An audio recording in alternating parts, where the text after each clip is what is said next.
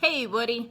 As for our questions, I think qualities that I possess that are good are high expectations that I have for my students. I expect them to try. I expect them not to opt out, when they don't want to work on something or to stretch their brain. That includes adults too, but especially with my students, that's one thing. I have high expectations for them. I am willing to try new things, to ask questions, to learn more. I think as a teacher, you need to continue in your education, and that even includes talking to a fellow teacher. Hey, I don't understand this, or my students aren't understanding this. I'm not saying this the right way.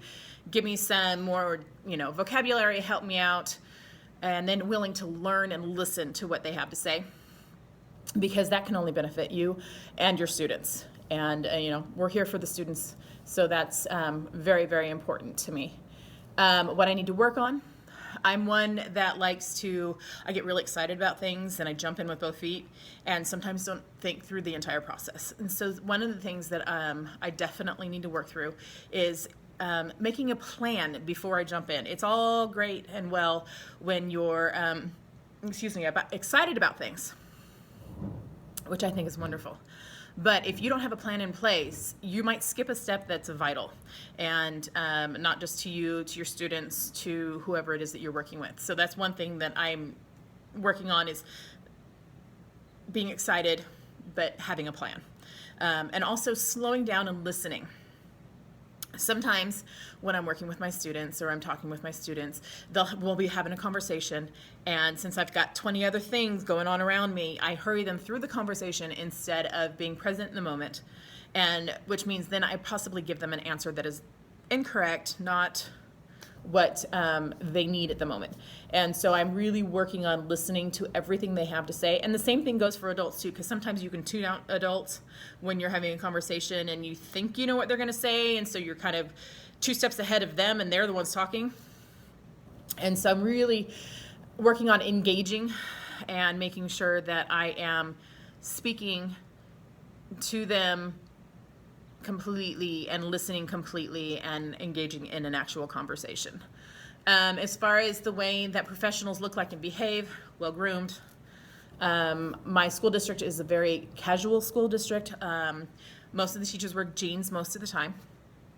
A lot of teachers wear a lot of our school t-shirts, which I think is great on Friday, maybe an additional Wednesday because it's hump day. I have found lately, though, that I really like, even though I am the art teacher, dressing up, putting a skirt on with the top, that sort of stuff. I think that's professional. You can be casually professional, which I think is totally acceptable in the teacher profession. But definitely making sure that everything is well put together.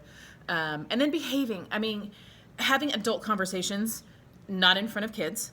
Having adult conversations where you can agree to disagree if you need to. But being an adult, being a professional person, and working on uplifting instead of tearing down, listening to constructive criticism. Those are all things that I think that professionals do. As far as the standards that guide me, my standards, aside from obviously state and that sort of stuff, and we're not talking academics, but my personal standards are the what would Jesus do kind of a thing. And, if we are to be the light to the world, then that means that are my professional teachers that I'm working with able to see Christ's light in me? Am I speaking in a manner that shows who God is and that He actually does care? Am I being uplifting and encouraging, or am I being the one that is tearing down? And so the standards that guide me are the ones that come out of the Bible that tell us to love everybody and work with everybody. And if you have a problem, then you go to that person.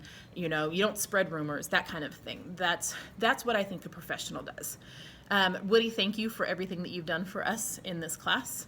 I have learned a lot. Didn't think I was going to, because I just came out of my undergrad, but I've actually learned several things out of this class, and I appreciate the time that you put into it. Thank you.